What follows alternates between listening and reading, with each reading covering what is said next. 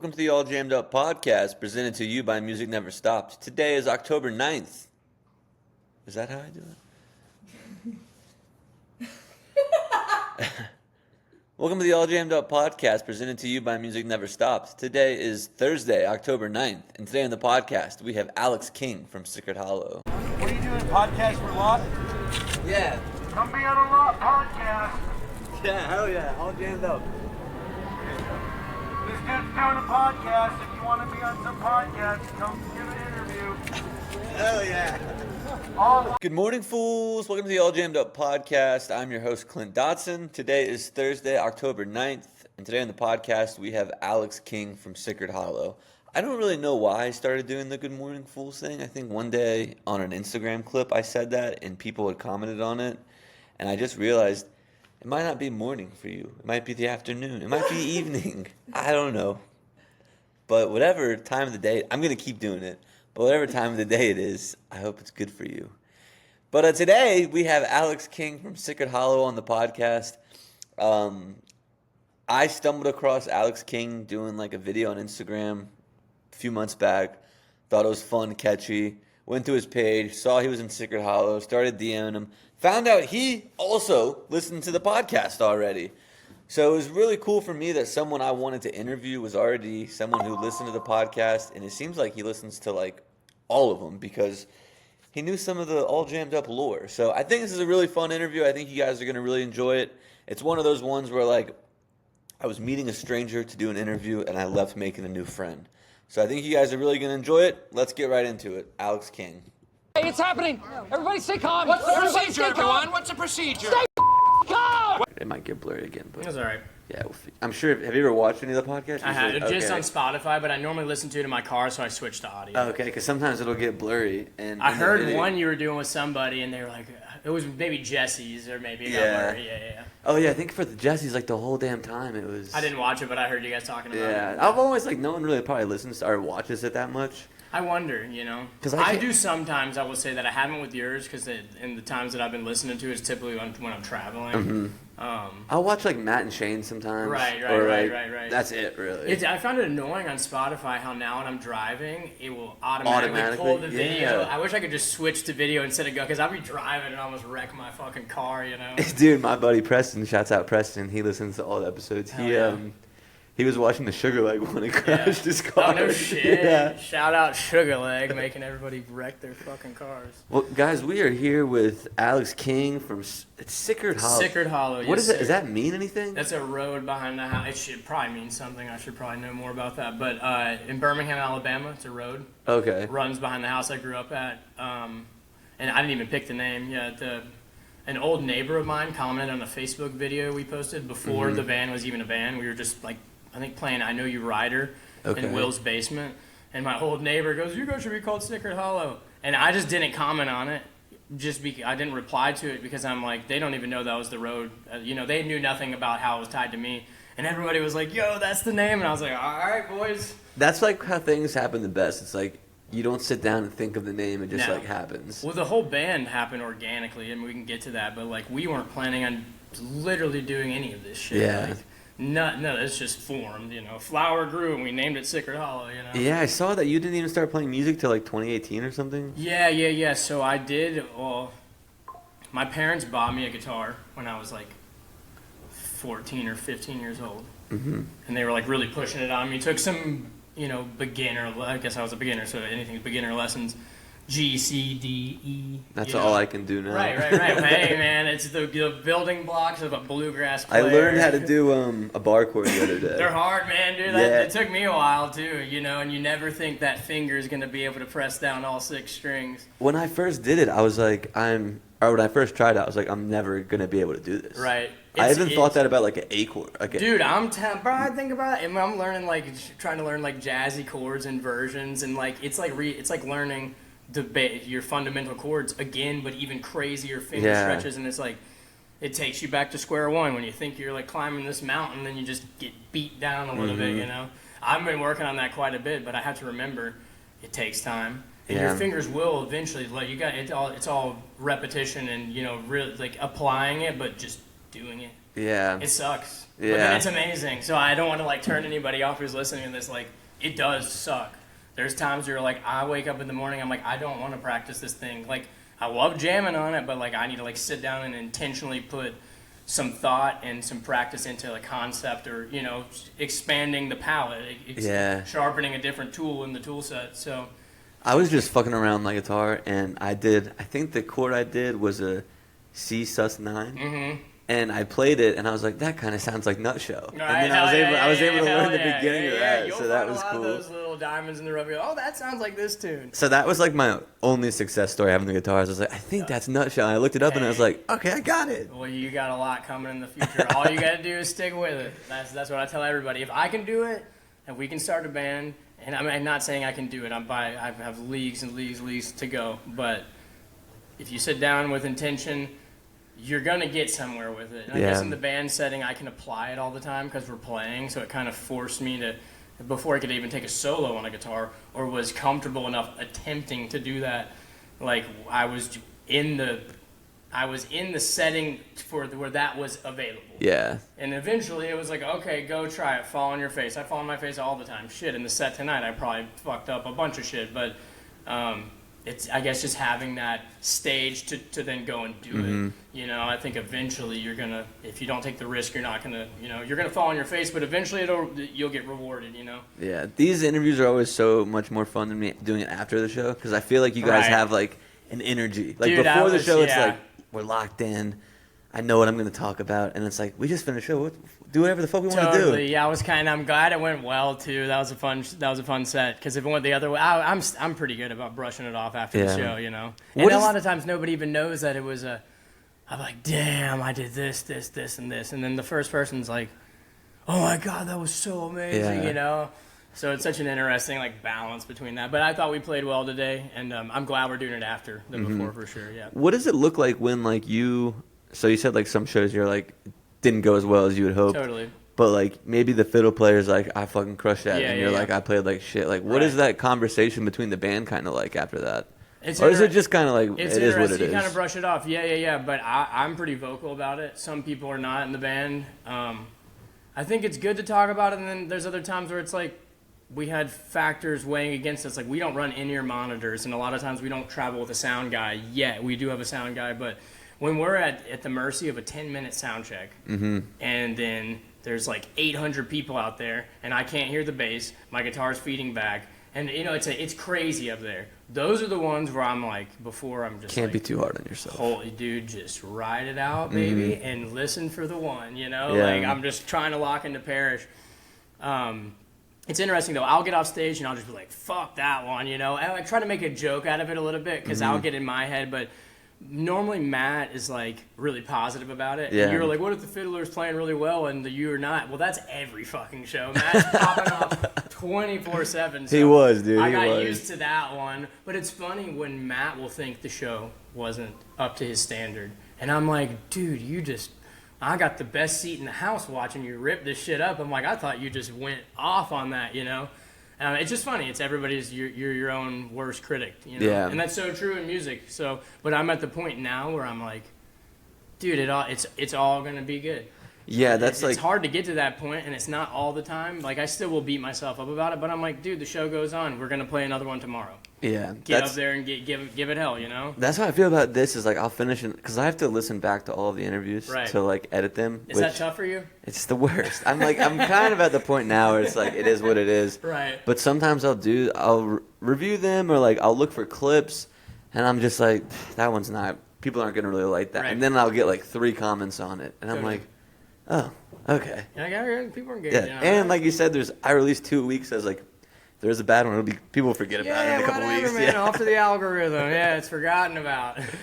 That's a tough thing, man. The social media is tough. And you're fucking really good at it, I feel like. I'm trying, dude. I feel like I'm watching like Mountain Grass Unit. I bring them up all the time because they're so fucking Well, Luke Black's a wizard with his editing, Oh my god, I'm like, okay, you're fucked on every instrument, and you're like a badass videographer and editor. And he when I interviewed him, Shout out Luke, that's the boy. He like directs all the like skits they do. He comes up with the ideas. He's a funny guy. He's a Jerry Reed guy too. Yeah. He's got that. He's got that goofy side to him, which is super cool about Luke. Like, yeah.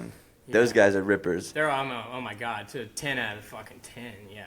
But that's how, like, so I knew Sicard Hollow. I listened to a little bit of your guys' music, Cool. but then I didn't, like, follow your Instagram. Right. And then you came up on, like, my Reels or something, and I think it was a video of you, like, singing a song to your dad for happy birthday or something. Oh, yeah. Yeah. The Alabama Baby. Something like that, yeah.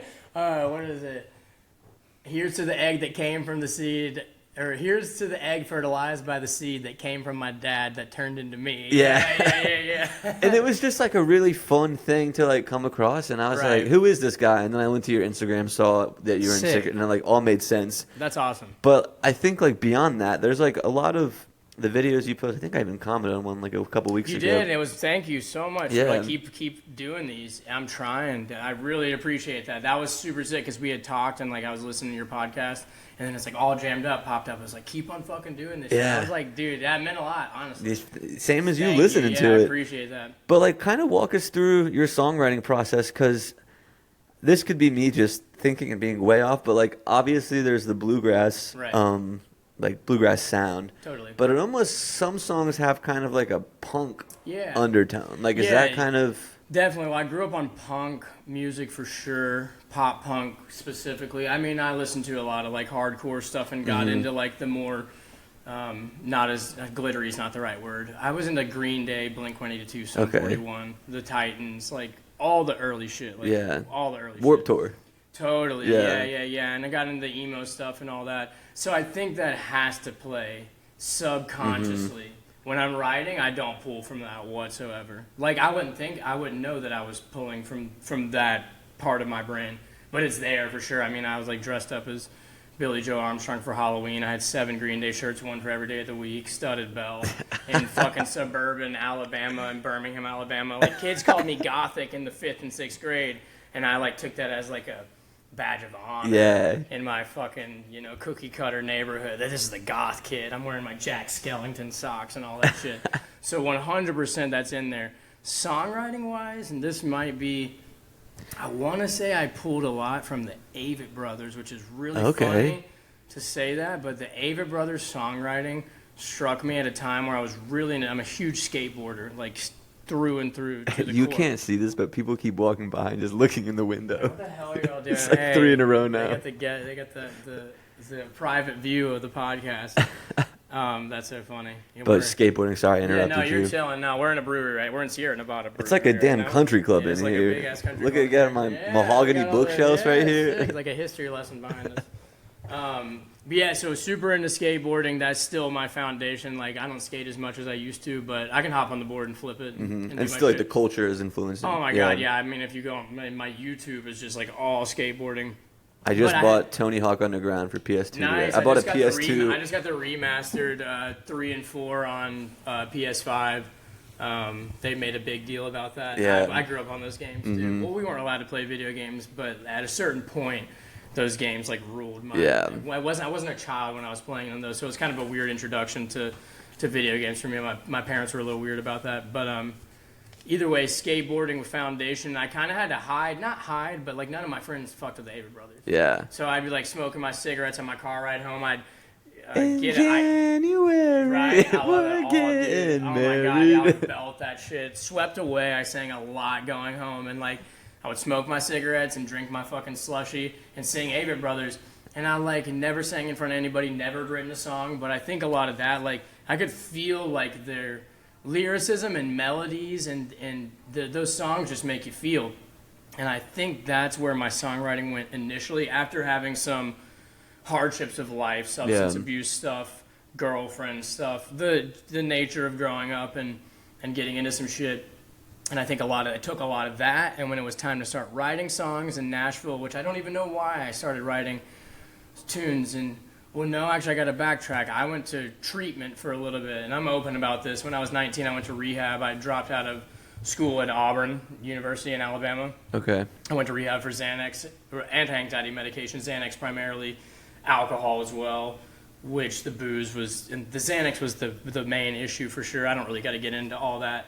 Got my shit together now, but when in treatment in Louisiana and Baton Rouge, there was this kid in there. He was a recovering heroin addict, and he was really fucking good at guitar. And after you worked your way up in the program, you were allowed to have certain things. So they were trying to integrate you into a sober lifestyle in Baton Rouge, Louisiana. Like, first month inpatient, second month still inpatient, but you were allowed to go get a job and stuff. But they're like monitoring you, but at a different location. Then they want to move you to like apartments. So in that second phase, which I never made it to the third phase, thankfully, I needed to get the fuck out of there. This kid had a guitar, and we would all sit around and chain smoke cigarettes and listen to this guy play music. And I'm like, this is such a special thing, especially because we don't have shit to do here. Like, we're literally chained. I mean, smoke 40 cigarettes a day type shit, legitimately.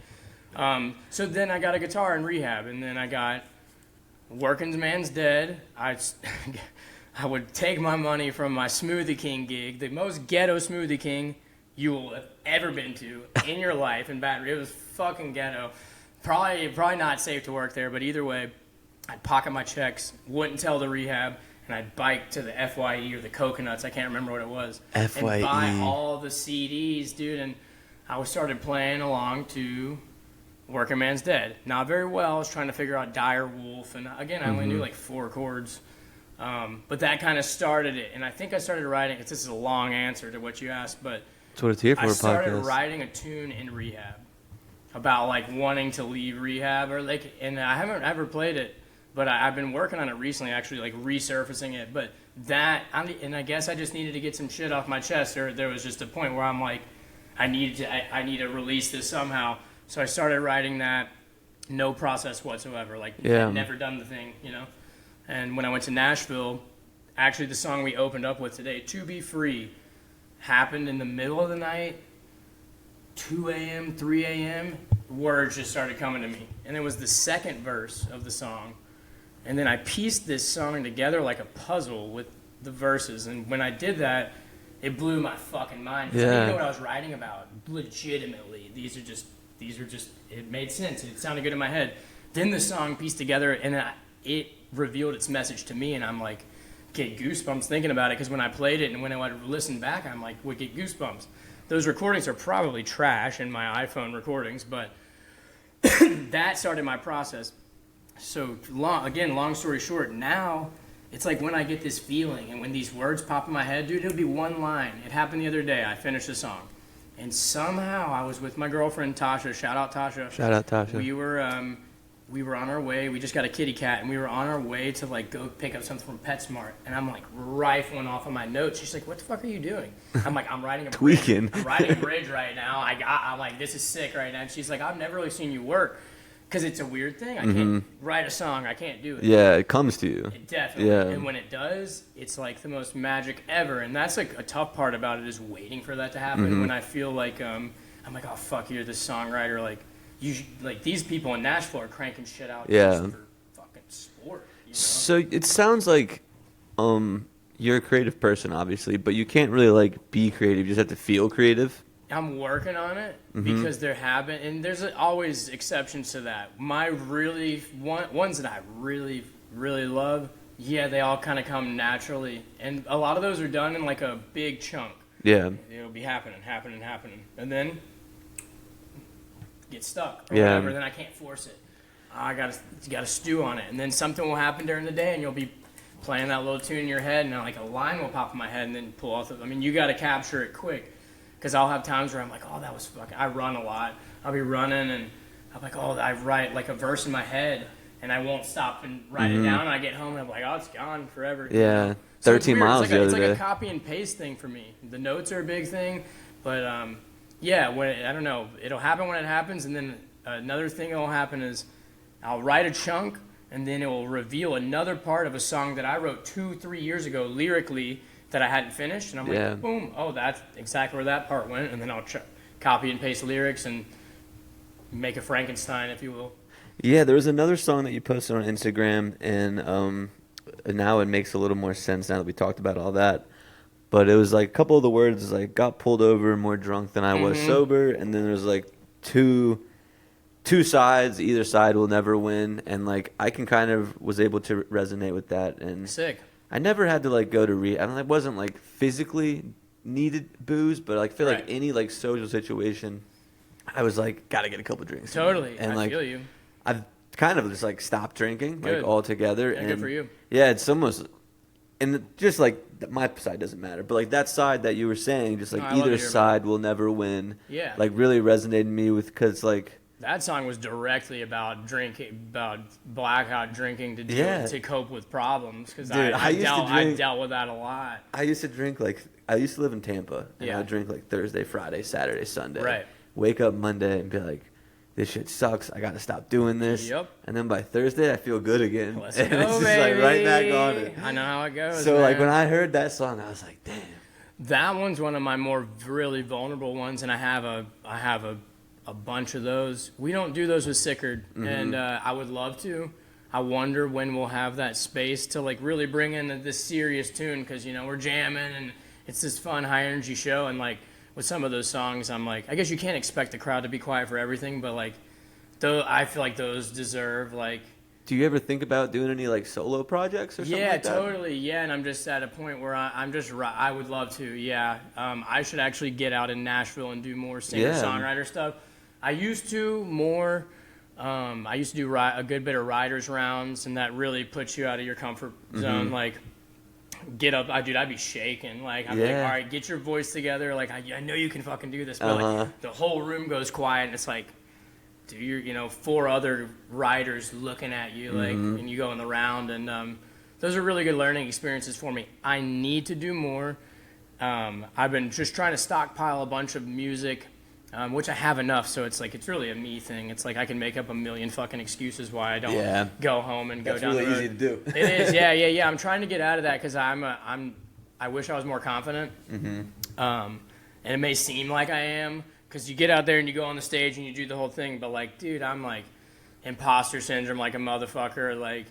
But I know my songs are good, and I know that I could get out there and do it, and I know I need to. I'm not really worried about what anybody would think. I guess it's just like that voice in the back of your head. Yeah, the imposter syndrome. Telling you fucking all this shit, which I'm trying to shut that voice off, because I know what we got's great, and I know what I write needs to be heard by people, because I'll have, with some of those songs, and I have a ton, I'll have to send you some, and to get back to your question, I want to do a solo Alex King record.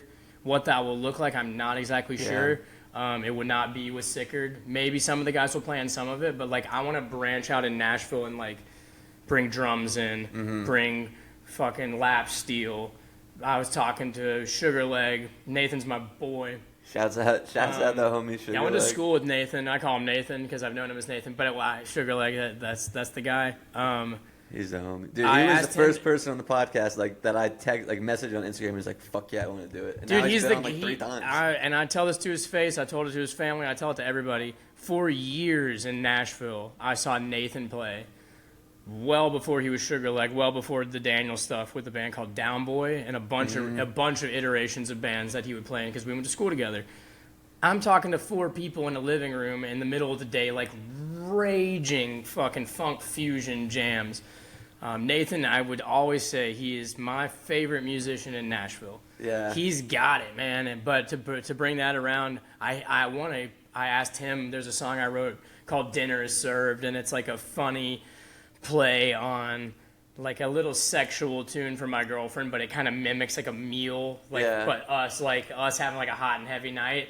And it's got this funky kind of swag, and I asked Nathan when the time's right, so that just to give a direction as to where my head's going. I want to pull in a lot of people, and just kind of go in there and have it be this weird vibe of like, maybe some tunes are like just me on acoustic, maybe some are like more groovy stuff with keys and shit on it. But that is a big goal of mine in the future, because there's so much music I just need to get it out. Yeah, and I think you should, man, because I think you do a really good job of like conveying an emotion through the songs, and that's just like, I can't imagine like how much different it would be like in a live performance, because these are fucking Instagram videos that I'm seeing. And Totally, I'm like, damn, yeah. that shit cuts. So kudos to you, man. Yeah, thank you so much for listening to that stuff too. Yeah, it's a big goal of mine, because I got like fucking at least 20 plus tunes that are like probably record ready. Just would need arrangements, but the meat and what is the meat and bones are there. Meat and so potatoes? yeah, there it is. The meat and bones. The meat and bones are there. So we kind of started on this and then just I started ranting. We just went on like a tangent and then a side tangent. I another rant, side yeah, tangent. sorry. So the evolution, like the Sicard Hollow, you guys coming together was kind of a unique experience too. Very much, Can yeah. we hear about that a little bit? Yeah, totally. It was a weird one. I was writing some shit. Was not playing bluegrass. Avett Brothers stuff. To Be Free, like I said, we played that tonight. That was released on our EP, like our last EP. So has the band been like playing music that wasn't bluegrass before? Everybody else has had their things for sure. Okay. Yeah, this is my first band. I mean, like a little high school band or not even high school band, middle school band was not shit. Never, not considered a band. Get together with your homies and throw drumsticks at each other and shit like that. Yeah. Parrish our bass player has he's been touring for a long time. A lot of shit. He's a funk guy. Like, I mean, if you couldn't tell, he's slapping the shit out of the bass. He was today. If you see him in a funk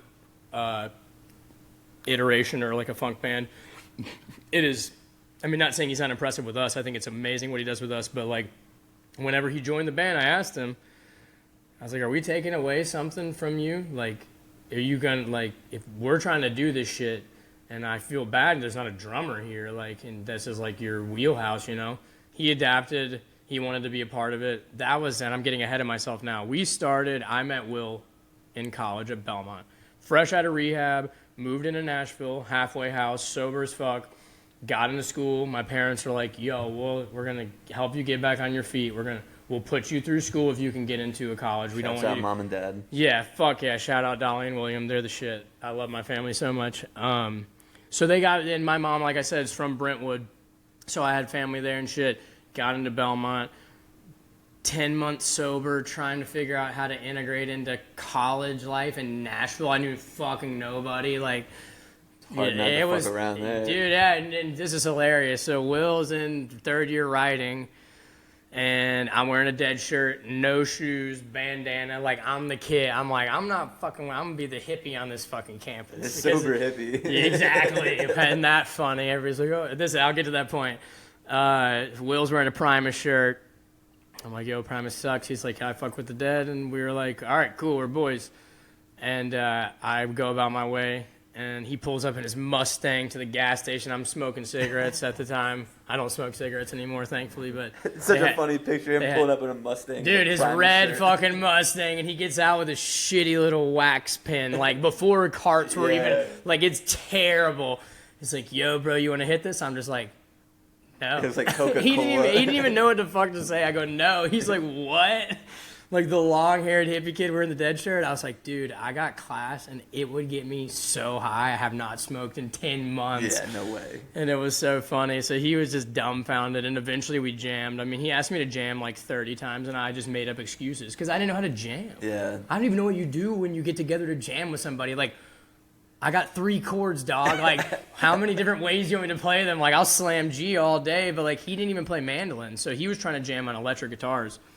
So I meet Matt off of a Facebook video. Matt's, like, partying his ass off in Nashville, which he's being a good boy nowadays, but whenever we met, he was a big part of the electronic scene and the live-tronica jam scene. He was always just bouncing off the walls. I didn't even know his fucking name. He would just hug me. Never played music, just hug me. What's that, man? Cool. He's a ball of energy. And eventually he asked me to jam because he saw a video of me playing. Again, it wasn't bluegrass. So I looked up his Facebook, and it's just videos of him raging fiddle to dubstep, like heavy, you know, like crazy dubstep. And I'm like, No way. he comes over, and I'm like, dude, we don't play any of that, you know, but we can play Friend of the Devil. And, dude, Will had picked up a mandolin. I'm kind of getting choppy with the story, but Will wanted to be a part of the group. I was playing guitar. Will had a shitty mandolin around the house that he'd never fucking played. And by God, he picked that thing up and said, all right, you got yourself a mandolin player. And Matt just lights up this Friend of the Devil, you know, like rips it in my garage. And I'm like, dude, like, this is sick, you know? And that was the beginning of it. With we had a banjo player named Dan Davis. Shout out Dan. He records most of our records. Okay. If you look on the back of Billy Strings, Home and Renewal, Dan's name is on it. He works at Southern Ground, Zach Brown's studio in Nashville. Also works out of the Wood Brothers studio. And just a killer musician, audio engineer, fucking aficionado. So he was in the band, and we had Will's neighbor was our bass player. And there's just so many different like ways it changed. We had a guy named Trevor Clark play bass for us after our first bass player literally cut his thumb off with a circular saw, sliced it through the glove, dangling, sends us a picture of the thumb. Savage. He goes, I'm not making it to the gig tonight, boys. So shout out Chris Hancock. I hope your hand's better. That was his Jerry Garcia moment. Dude, it was gnarly. I'm talking like I gagged when I saw that. I'm like, dude, I can't look at that. Yeah, he sliced his thumb off and it was barely hanging on. Trevor Clark filled in. You should check out his music. Anybody listening, please go check out Trevor Clark. Nashville's hardest working musician and such a G. Good friend of ours and amazing musician. He played bass for a while, wanted to do his own thing, and Matt knew a guy. And he said, this guy named Parrish, I met him at Tipper and Friends at Swanee. We love Tipper. Shout out Tipper. I'm not too into electronic music, but Tipper, yeah, I can get down with it. it. I just saw Tipper at the Orion for 2 nights, and it was awesome. So, I went to Tipper and Friends in April. Nice. Yeah. Sick. Yeah, it's a good time, man. That's a different type of electronic music. That shit will fucking grab your brain. Yeah. Dude, it was crazy. I used to always hate on it too. Like my friends would be like, "You gotta come," and I'm like, "I don't give a shit about that music. Right. Dude. I'm not going to see Tipper." And then I saw him at Halloween last year, and I was like, all right, like, that was That's pretty chill, bro. Yeah, dude, he was scratching like a motherfucker at the Orion, and I'm like, that shit's super cool. I think I watched the second night on YouTube. Cool, it was fire. I know nothing about it. I'm like, I'm down for the party, like, and I'm down to see some good fucking tunes, and like the scratching when he gets. Dude, he was going off at the Orion, and again, I don't really know much about that world. Like, I love hip hop, love hip hop and rap. But the electronic, like, if it's a good vibe and it's hitting, the visuals are insane. The visuals are so insane. Good, Yeah, it was absolutely insane. But so Matt and Parrish met at Tipper and Friends. Matt calls up Parrish and says, "Hey, we need a bass player. We're trying to get a guy to play upright." He goes, "I think I have one at my house." He pulls out his old upright Edgar out of the fucking closet, comes over, and we jam all night, like till 4 o'clock in the morning or whatever. Parrish crashes at my house, and the rest is history. Then it's been like that. Yeah, the upright's gone. He plays his electric bass now, but we're hoping to bring that back in. But yeah, as organic as it could have started, like, we figured out how to play our version of bluegrass. I don't know if there's any sticklers who are listening right now. We are not traditional by any means. We have no schooling of upbringing in the bluegrass scene. Like, we fucking figured it out and wanted to play some fast tunes. But who was it that like who'd you listen to? Who'd you hear that was like, fuck, we gotta try to do that? So I always say this: when I was 20, the Kitchen Dwellers came into town. Okay. And they played at Acme Feed and Seed, which is a tiny little fucking venue on Broadway. And I saw a guy with big old dreadlocks fucking ripping a banjo, and I got wasted and took a photo with them and just had a great fucking night and listened to Ghost in the Bottle like on repeat forever. Which is so funny because those guys are such good friends of ours now, and it's just like at the time, like you never know. Like, shit, in 5 years I'm gonna be on the road with these boys. Like, and my girlfriend's from Montana. She knows all those guys, and right when I moved her down, we went to Nashville. I moved her into town, and 4 days later I go on a 23-date Kitchen Dwellers tour. So it was just kind of like this crazy like synchronicity. So that thing. was like your introduction to bluegrass was definitely. Then I hit the fucking Tony Rice train hardcore. Okay. When it was like once I found Tony and like Tony took over for sure, and that's like when I really started getting into traditional stuff. But yeah, I listen to everything now. Yeah. Like, I love it all. Love traditional. Love Jim and Jesse. Love all the Flat and Scruggs. I mean, anything you can bring up. I've gone back now and tried to like start from the rudimental stages of early bluegrass guitar and try to do it properly. Yeah, and that's sick that I've only met. Well, I guess I haven't really met Torn, but we did like a. He's the interview. homie. Yeah, Shout out Torn. Cool. That's the guy. They just announced like a really cool show at the Poorhouse. Oh, with the Everyone Orchestra. Yeah, Luke it's like Blackson, Aaron Magner. Yeah, I'm like, dude, Luke Torrin, Chris Jacobs. A couple guys from Papadosio. Papadosio, that's crazy. Which was an interesting pairing. I would love to go to that show to see. I'm gonna try to set up 5 interviews. Right, straight up. Yeah, you're gonna be knocking them out. Yeah, that one looks super cool. I was just talking to the band about that before our set tonight. I'm like, good for, again, Luke Black, man, good for him. He's going to destroy every scene. He's going to be he's a titan of a player. It's like him and Kaiser George. He's fucked too. Yeah, I just got on. I'll shout this out. Gallagher Guitars. That's the second time. So that guitar I played tonight. That's the second show I played with it. brand spanking new Gallagher G65. So I'm a featured artist with Gallagher now. Fuck yeah, congratulations, dude. Vince as well. Vince Herman's on it. Kaiser's on Gallagher. What's it? Can you like, if I like blindfold you and like put like 3 different guitars in your hand, can you be like Gallagher? I wouldn't be able to tell the make of them. No, Okay. no. I can tell you which ones I liked. Yeah. Because fucking I'll go into Carter Vintage Guitars in Nashville and play on a $15,000 Martin and not care for it. Pick up a $30,000 Martin, not care for it. Pick up a $45,000 Martin and be like, oh my god, I would fucking sell my kidney for this guitar. What makes it? Not even the price wise though, but like even then you pick up, not to finish that, to pick up an $80,000, which they have those in there, and be like, dude, I would never fucking, not never, but it's on, you can pull the tone out of an instrument, you know? It's like, certain ones feel better to other people, and certain people can play guitars and make them sound really, really pretty, and then I could get on it and clank my way around through some bullshit, you know? What makes it like feel good? You know, that's interesting. So for this new one that I just got, I got a smaller neck. I don't know the specs on the neck, but I had a custom neck built. Yeah, getting my hands around it. It is a little thinner. But I played a Santa Cruz before, and I brought my Santa Cruz in, and I'm like, this is a little beefy for me. Changed some of the tone woods up, rosewood and Adirondack spruce, and kind of just trusted the process with my new one, because you can't play, you know, but it's interesting. Some other more advanced people could probably be like, oh, the mid-range and all this. Yeah. I just could tell you, if I strum on it and pick on it, I'll tell you which ones I like and I'll tell you which ones I don't. Okay. I wouldn't necessarily know the factors playing into that, but I definitely got an ear for what I like, and luckily they built this Gallagher for me, and dude, I started picking on it and I was like, oh, it's game over. Yeah. This will be a lifelong guitar for me. Yeah. I'm really excited about it. Yeah. So that's been very recent. Like I said, this is second show I played with it. So yeah. I also saw that like when you guys go on your website and like the info about the band, it's like inspired by Grateful Dead and Newgrass Revival. Yeah. How sick is it that you guys got to play with Sam Bush? Oh, fucking amazing. He was so cool. Yeah, whenever we first played with Sam, we opened up for him at Riverfront Live in Cincinnati. It was during COVID. So he was being really careful, and they were all masked up. They weren't leaving their tour bus very much. We're in this, like, cinder block green room, like, sweating our balls off, getting ready to play the show or whatever, you know. And lo and behold, Sam Bush pokes his head in. What's up, boys? What's up, man? I'm wearing a Tony Rice shirt, like with Tony, like a portrait of Tony Rice.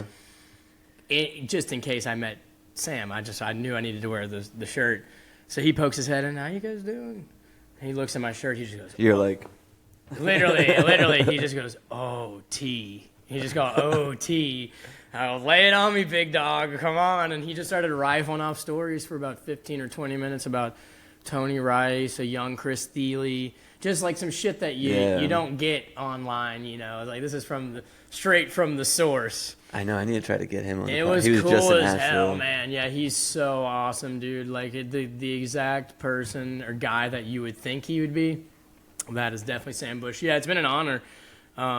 Even to think, like, because he was on a lot of that Tony stuff that I was cutting my teeth on, when, like, not even cutting, you know, this was 7 years ago.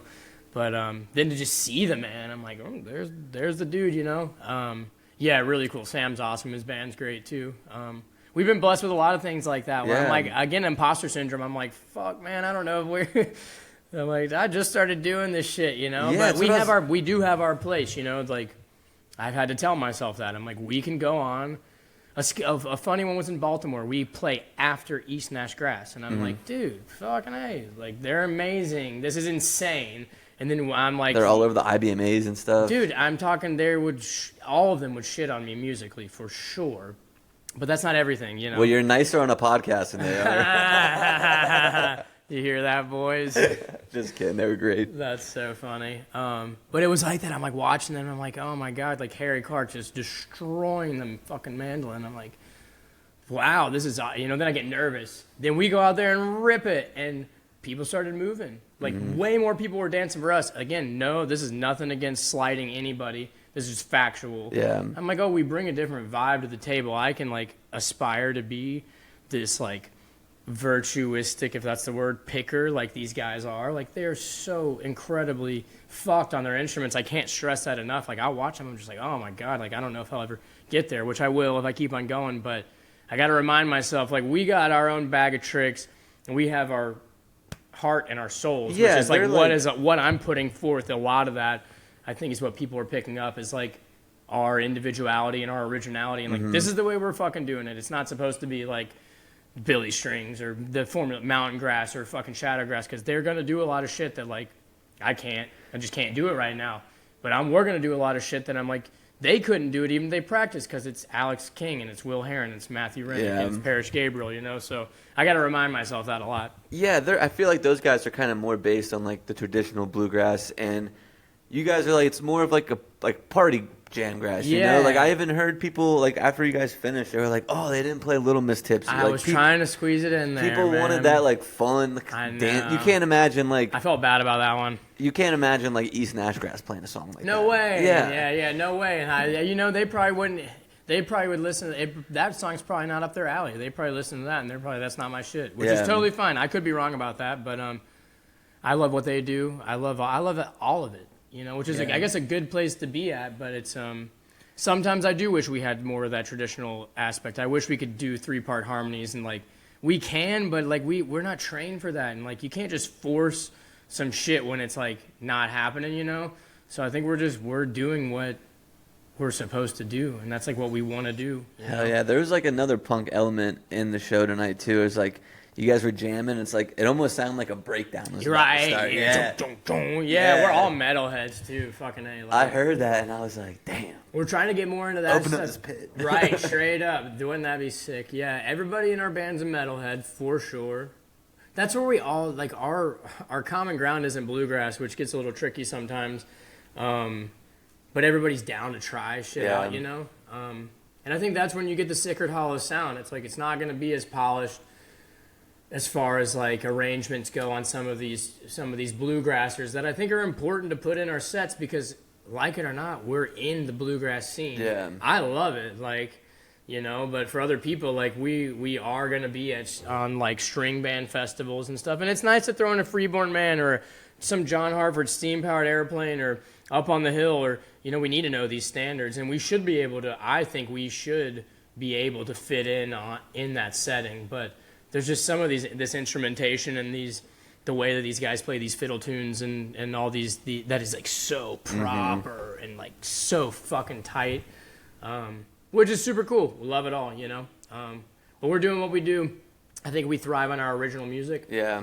I no write a lot. covers tonight, right? No. In a 40-minute set, we wouldn't really. Because, like, again, I think that's what people come and they pick up on our stuff. It's like what I've been through in my life, and I'm presenting that in this tune. And if you choose to listen, it takes a couple of times for some people too, because some people are not lyric people off the get, especially if you haven't heard a song. You know, it's like the whole set. I've never heard one of these songs. Some people check out. You know, like we need to hear something familiar. You know, which I'm not really like that, but yeah, we thrive on our originals for sure. Yeah, it sounds so. Like 7 years, you guys have been a band. You've done a fuck ton already. Like, yeah. What's the next like milestone or like next thing? It's like want to hit this. Like, what's next for you guys that you guys want to check off the box? You know, I'm trying to think. We just switched agencies, so like right now, like just getting back on track, which this year's been great. Not as busy, which has also been wonderful too. Like sometimes you look at those things in this career and it's like, oh, we're fucked. Like we're not playing a show for a week, but like it's given everybody time to like go home and like handle some shit to whenever it's time to really get back out there. Like everybody's going to be adequately prepared to do so. I think the next big thing is like really hitting festival season hard, because on nobody's fault, this year festival season when the balls kind of dropped a little bit. That's beyond me, you know. I think we should have been on way more, and like that's like really next year. I have high hopes for that. Like smack a fat summer. We're already booking out shows for like winter and spring of early next year and stuff. So things are looking pretty good. Yeah, I don't know. Just have a good solid headlining run and just get the balls rolling, but like really get back out there and like start grinding it out again. Because like the shit you learn and how much practice and how much you grow by playing 6 fucking shows in a row, day off, do another 4 in a row. You know, like when you're really on the grind, it's a fucking grind. Don't get me wrong. I love it. There's aspects of it where you're like, dude, this is a lot, but it forces you to get out there and like do it. So I have high hopes for that. Yeah. Maybe play some venues we haven't, or get on some supporting slots with some bands. Yeah, that maybe would have like to get you guys to the All Jammed Up Fest next year. Hey, if it's happening, bro, let us know. We did one this summer. Please let us know, and dude. that could be fun. We would be super down for all of that. But yeah, I'm just kind of just taking it day by day. Stay healthy, stay happy, keep on writing. A big goal would be our third studio record, because we have so much music. Yeah. And we're in the process right now of dropping an EP. So 2 songs have come out. There will be another 4 songs. And that'll What is it, Little Miss Tipsy and Long Winding Road? Or those the two? No. So Tipsy was released a while ago. Long Winding Road, you're correct. And then the next one was Yours to Keep. Okay. Next one will be a song called High Up in a Tree. That's a funny one about smoking a joint up in a tree and trying to climb down and shit. That's like a take on this tree that I used to smoke a bunch of weed in Nashville at Centennial Park. So that'll be a fun one to release. We've been playing that one a good bit. But yeah, so these 6 songs, and then like I really want to like hit like a super intentional full-length studio record that we like really fucking put our intention into. Yeah. Like, think about it. Like, I want to come with like 25 songs, maybe not that many, 20 plus songs, and then pick the select like thematics. Like, what makes sense, and like really think about this as like a piece of art. Not saying we haven't done that, but like it's been a while since we have done that, and I have so much music, and Will writes some tunes too. Like, me and Will are the songwriters of the band, and primarily me. Will has a handful in there, but he's been writing some good shit recently. So I just think that'd be a goal, maybe early next year, and then just hit the touring really hard. Yeah. Fuck yeah, dude. Yeah, it should be a good year. This tour with Leftovers started like tonight, right? This is the first night, then we're gonna leave and drive home after this because we just have 2 days off. They're going to like Mempho Fest or something like that. Not exactly sure. So we'll go back home tonight and then hit it with them on Sunday. Nice. Sunday to Saturday, I think, is what we're on, and then week off, or like a little less than a week off, back on for 4 shows. Yeah, we end next week's run at the Charleston Poorhouse, and that's a headlining show. Fuck yeah. 2 sets Sicard. Yeah, we were going to have Trey Wellington on the show, which was funny. He was going to be co-headlining. I'm not sure what happened, but I just listened to his podcast on here, and I was like, damn, that fucking would have been sick to see some of that hip-hop banjo stuff. I know, dude. I'm excited for that. I'm like record. pretty stoked on that, too. Yeah. I was like, that's pretty fucking cool, man. So, yeah. You said you're into hip-hop. What do you listen to on that side? My main guy's Freddie Gibbs, straight up. Yeah, I've been on Freddie Gibbs forever. A lot of the old stuff, Nas, like huge Nas guy. Who have I been listening to recently? Freddie Gibbs did just drop a new. I have a homie who loves Freddie Dude, Gibbs. Freddie Gibbs is the G. If you haven't listened to Freddie Gibbs, go. Dude, he is the best. That's my favorite rapper by far. I listen to a ton of stuff, man. A lot of the earlier stuff. You mentioned Tribe Called Quest, like bump the hell out of Tribe Called Quest. Fucking A, on my runs, DMX. Damn, you really do listen to podcasts, man. Fucking, let's see. Tribe Called Quest. I said like a month ago. Oh, yeah, no, I listen to all your shit. Yeah. I'm drawing a blank now. I listen to a ton of hip-hop. Oh, fucking Gangstar, rest in peace, Guru. Yeah, Big L. A lot of the New York rap and stuff like that. But yeah, my main guy now is Freddie Gibbs, and like, God, his shit's just amazing. But yeah, big hip-hop guy. The whole band is pretty much, too. They love that Mexican OT. Oh, yeah. I'm like, man, I like some of his shit. It's kind of trash, but Parrish and Will be bumping that in the van. I can't really, like, there's some, I listen to, like, older rap. Like, rap that I listened to in, like, high school and maybe college, I'll, like, go back and listen to. Right. But as far as, like, getting into new rap, I just, like, can't really do It's it. hard, man. Like I said, the guy that I keep up with the most is Freddie Gibbs, but I think he's just stuck true to, like, his roots, and it's not like it's like he just dropped this last record with The Alchemist, I think, is doing the beats, or Madlib. It's so fucking good, and I don't even know if he promoted it whatsoever. Just like, boom, just They used to do that a lot back in the Right. day. Especially, like, the Dat Piff days. Right, yeah, hell yeah. That's what's. I used to listen to Webby on Dat Piff. Chris Webby? No, that's Webby Webster, right? Yeah, Chris Webby. That's He's the dude like Connecticut. So Webby's. I need a dollar. I like Chris Webster, but Webby was a little boosie guy, like a Baton Rouge rapper. Okay. Yeah, not Chris Webster. He had a good dude. I used to bump him too back in the day. He That's had hilarious. a mixtape I really liked. Yeah, I did too. I wonder if it was the same one. It was way back in the day. He's like in a tank top, I think, of like okay, doing might one have of been these. the same one. Yeah, that's look it up. hilarious. You just brought that up. That's so funny. Chris Webby. Yeah, look it up. He had one song that was like a news reporter, and it was like a sample of a news reporter, and he just went off on this track. That's the one that I'm thinking of. Like that was the. Okay. Yeah. There was like a song I needed. I gotta go back and listen to some of that. Seriously, that's so funny. All right, dude. Well, you want to go catch the last half of Leftover Salmon? do it, man. Hopefully Yeah. they haven't played New Country Blues yet. We'll see. What time is it right now? 8:12, 8:17. Okay, sick. Yeah, we gotta go. Yeah, that's about halfway through their set. Well, thanks Shout out so to the much for boys. coming on, man. Of course, thank you so I would much for definitely having want me. to do this again, man. This is a lot of I'm fun. down, bro. You heard me get on the mic and just start yapping. Dude. We have, whenever you want, man, we'll do multiple parts of this one. Hell yeah. Well, thanks so much for coming on, Alex. Yeah, appreciate you, Clint. You just got jammed. Arnie Palmy alert. Arnie Palmy alert. Happy Chloe's Corner. With a nice glass of Arnold Palmer. Ooh, are we being quiet talkers? Whisper talkers? SMRs? Ismarers. Yeah. Welcome back for that interview with Alex King, everybody. That was one of those interviews where I made a new friend afterwards. Yeah, what a sweet guy. Yeah, he was so really nice. cool. And he listens to the podcast, which is cool. A few weeks ago, Chloe said, we were talking about Outcast, and she said, I want a cool nickname because it's Andre 3000 and Big Boy. She said, I want a cool name like Big Boy. And then when Alex met her, he goes, what's up, Big Boy? At first, I was like, whoa. I And then got I was a like, nickname. Oh, I remembered what he was talking about. How fun is that? Because we didn't even remember. No, yeah, at first I was And like, it what was the fuck whatever. is he I was talking like, about? that's so sweet. I got a nickname. I'm finally Big Boy. So proud to be able to hold this name. I've been waiting my entire life for a nickname. So Shouts out, Alex. shouts out. Great interview, though. We'll definitely do another one of those. I just want to hang out with that guy. He's cool as fuck. Yeah, really nice.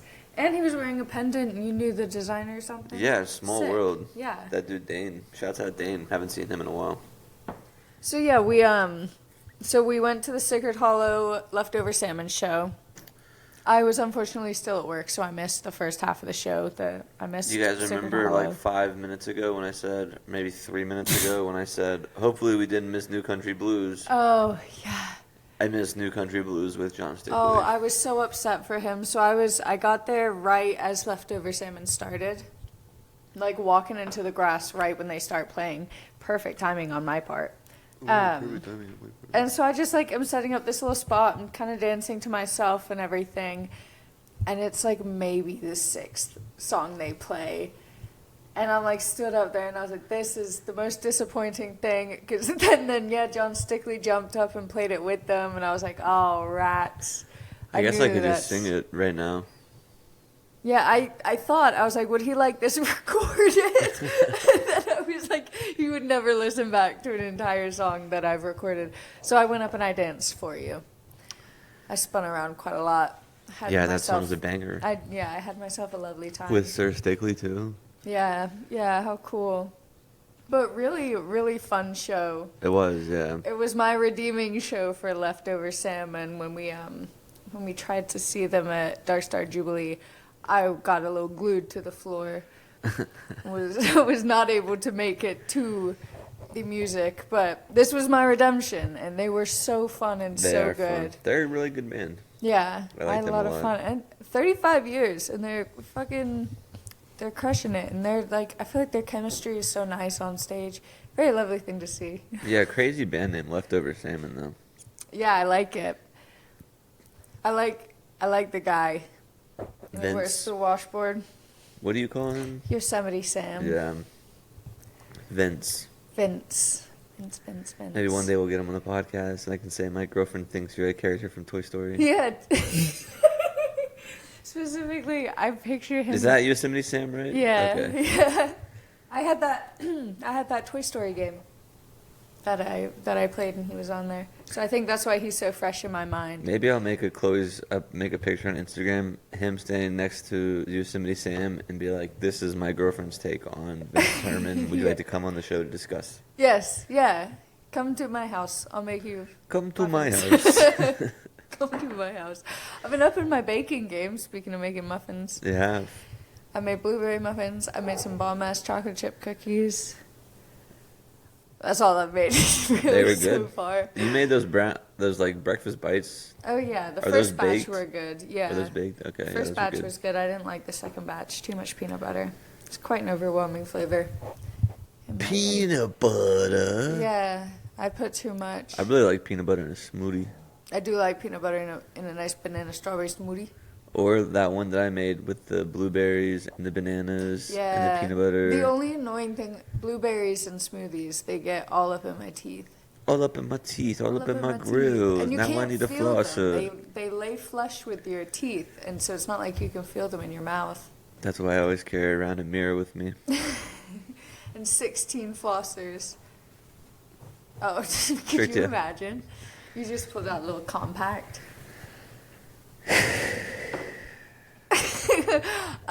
So what else you got? What else I got? Oh, Winter Wondergrass dropped their Yeah. lineup. I'm going to pull it up right quick on my So- computer. The Devil Makes 3, Leftover Salmon, Infamous String Dusters. The Devil Mix 3 is like the first thing, right? Yeah, I don't know if I know who that I is. feel like I've seen the name. Daniel Donato, Sarah Hull, Andy Frasco, Mountain Grass, Top House, Magoo. Top House is the one you like, right? Yeah, and they're coming to Asheville here shortly, I believe, also. But I think we might be considering Little Moon Travelers, they're on there. Magoo, Clay Street Unit, MGU. I love when they just throw Frasco in these things. I really feel like it's like you need the hype man. Yeah. He's just the crowd hype man. It's so funny. I love it. I love that he's always at these. Yeah, we might have to. And go to that's that February 27th to March 1st in Colorado. We've been wanting to hit Colorado. One. Yeah, I don't know this Devil Makes. Okay. hold This on. is this the one that what's their name? The nice guys. Jeremy, No, Little Moon Travelers. No, at the Mule. We interviewed them at the Mule. Oh, Arkansas. Arkansas. This is the one they invited us to. No, that was the one in Hillberry, the one in Arkansas. I think that's happening like now. Oh, rats. Yeah. I thought that was this. But Little Moon, Jeremy from Little Moon Travelers said we could stay. We have a place to stay if we went to it. Oh yeah, thank you for that. Shouts out Jeremy. Yeah, Winter Wondergrass. That lineup looks incredible. I think that might be one we can't miss. What month is Star Jubilee? May, Okay, so that gives us 2 months in Yeah. between. That's fine. February, May, summer one, Halloween. Beautiful. What a lovely We can make life. that happen. Yeah. So, yeah, that looks sick. And we get to knock off Colorado from our list, Mm-hmm. which would be awesome. That would be a fun one if we try to go to that. and I'm then, sure we can make it happen. I don't see why not. Especially if we have a place to stay. Yeah. That's the biggest expense. I don't know. The flight there might be expensive. Just Colorado pretty much. Or if we is just now. close our eyes really hard, maybe we could teleport. Yeah. Okay, so did we already have my teleportation conversation on this? I don't think so. Okay. Where are we going with this one? So we have always discussed being like, oh, I wish I could get my car and go like this and blink. I think that would give us too much advancement. And there needs to be a rule that you can't be in the car when you teleport it. You can only be somewhere and teleport your car like to you or home. So I'm Because gonna have it'll to mess- teleport. I'm gonna have to teleport and then drive. Uber. It's a safe driving thing. Because I feel like if you That teleport... defeats the if purpose you- of teleporting. It's got to mess you up to be teleported as a person. Like Like it's... breaking news on the podcast. Someone from Leftover Salmon just said they would do the podcast. Wow. Yeah, we just got a message. Oh, maybe it's Vince. It's Maybe not he could Vince. hear us. I know who it is. So Yeah. I don't want to say the name, but someone from Leftover Salmon. Ooh, how fun. That's so exciting. Back to your. So hold on. You would say you can only teleport to your car? So then you No. So, like, you can say, like, I'm out somewhere and I'm having too much to drink, so I can't drive. I could teleport my car home. Or, like, if I'm out somewhere and, like, I need my car, I can teleport my car to me. I feel like if you teleport yourself as a person, I feel like it's going to, like, cook your DNA. Well, that would be you would figure out how to do it effectively before it was legal. I did have an idea when I was drunk one time that there was a Uber service that picked you. Two people would come in the Uber. One picks you up, one picks your car up. They would have to be heavily vetted. Yeah, a lot of liabilities in that. So that's why I never presented it to like Shark Tank or anything. You never proposed it. You could have sold the idea. I got $1 million idea for you. You just have to trust me. Like, let me take you out for dinner. I'll get you to trust me. That just sounds coercive. Come here, dude. Come here. Kid, come be in the podcast. Hey. What a stubborn So kid. annoying. Next weekend is we're a proud sponsor. All Jammed Up is a proud sponsor of the Psychedelic Circus. Hosted by the Snozberries. Banger bands there: Swerve, Clout Chaser, Michael Wilbur from Moon Hooch. Yeah. And I think there's one other one too, right? I do think there was four well, the Snozberries. The Snozberries? Yeah, I think they would be the fourth.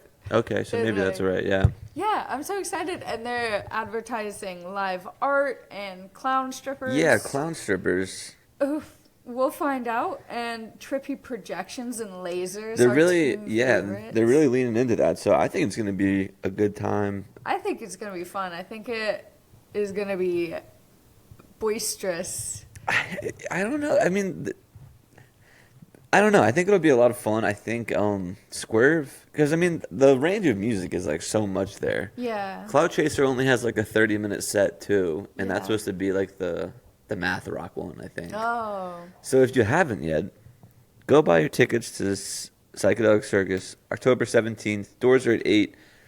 Music starts at 9. I think it's only like $25. I think, yeah, $25 when we looked. Yeah, so go buy your tickets. Yeah. Come find us, give me a kiss on the cheek, and I'll give you a sticker. I will, yes, let's put stickers in my bags now. We will not forget stickers Yeah. this time. But I'm super excited for this. I feel like it's going to be really fun.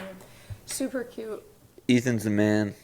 Yeah, I'm so excited. Those other guys, Yeah. I've only met Ian actually, but also in the band. But Ian's the man. Yeah. That band, they sound really I'm good. excited for them. And it's kind of, I think it'll be cool too, because like it's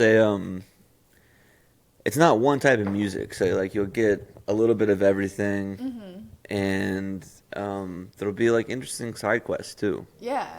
Sounds like lots of art involvement, Yeah. which you have to love. They'll And probably Ethan have- told me he has a bunch of surprises planned, and Oh, I don't know what those surprises are. They're surprises for all of us. So make sure you come. there's also a costume contest. I'm trying to debate whether I bought a costume. I'm gonna go for as Yosemite Halloween. Sam. Oh, yeah. Yeah, we got plenty of pillows left over. Oh, yeah, I have a costume planned for one of my nights at Halloween. I think I might just wear that. I might be in the costume contest. Prizes, the Zoom tickets. We have talked about just getting Yeah. a little tipsy and doing a little Zoom. THCA flower, glass, band merch, and more. So come dressed Kisses from me. up. Kisses from Clint, stickers from me, hopefully the right ones. It's gonna be a good time. Yeah, I'm excited. It is going to be a fun weekend altogether because then Sunday. Oh yeah, Sunday is Sugar Leg and Sugar Leg Mustang. and Mustang. Now So- that's finally all sorted. Get your party hats on, people. It's going to be a really nice weekend. Hell yeah. That's all? Was that everything I wanted to talk about? Let me have a think. I think it was. Yeah. Nice Clear's Corner, baby. It was, yeah. Edible was taken beforehand, courtesy of Jason. Thank you so much for coming on the podcast. That and would be a leaving us good some one. Sweet treats. That one would be a good one on Monday with Tommy from Fireside Collective and Fireside's #1 fan, Jason, Rat Dog Tommy's Freak. #1 super fan, Tommy is specifically. specifically Tommy. But alrighty, guys, have a great weekend. We will see you again on Monday with that new episode. And remember, wherever you are right now is exactly where you're supposed to be. Come along, have a drink with me. We can talk about the world and how the world is turned so slow. Day and night I found cars they drive and planes they fly. I look into the sun and the sky, you're so bright. It's you that I have found. Oh, and I know there's not much longer now. Or if the world would just slow down.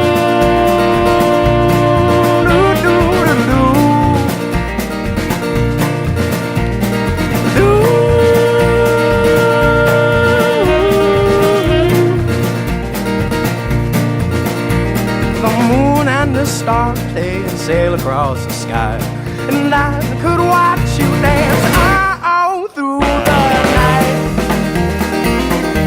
When the rhythm is right, oh, and I know the sun is rising now.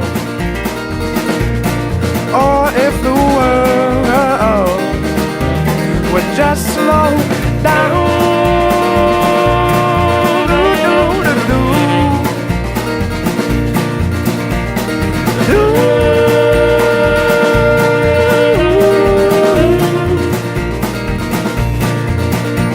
So you move with me and I'll move with you, and I could spend the rest of my life by your side. It's you that I have found. Oh, and I know not much longer now. Or if the world would just slow down.